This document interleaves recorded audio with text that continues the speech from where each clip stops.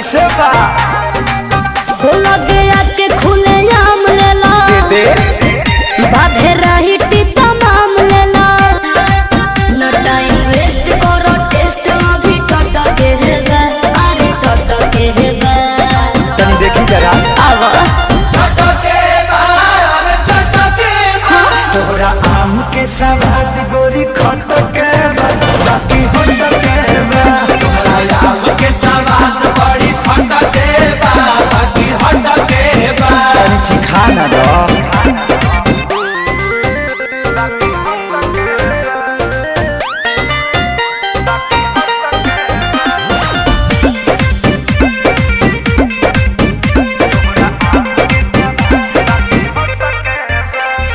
खेत खाना दानी बा बाप के बागानी बा ओहरे बागाने के आम बा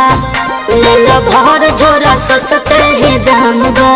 बात राइट बा एक बाइट में लोग के पता तो चलिए जाए तोहरा चीज के न कवनो जवाब बाटे जवाब बाटे हिसाब बाटे चलो तहरा खातिर दू चार पैसा घट के बा अरे घट के बा हाँ तो दे दो चलो छोड़ दे चटके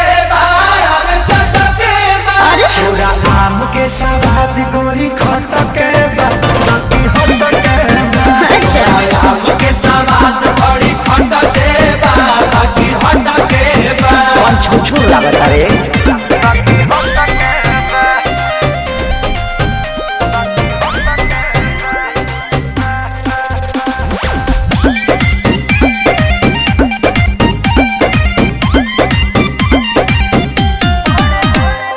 बड़े बड़े साइज बा भावना न जायज बा सौदा बा पाकल न कांच बा अच्छा। बात कहता ने अभिनव सच बा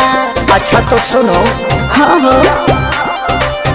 तोहरा लंगड़ा के तगड़ा सवाद बाटे धन्यवाद बाटे जिंदाबाद बाटे खेसारी राहुल हरी फिर जुस मटक बा अरे मटक बा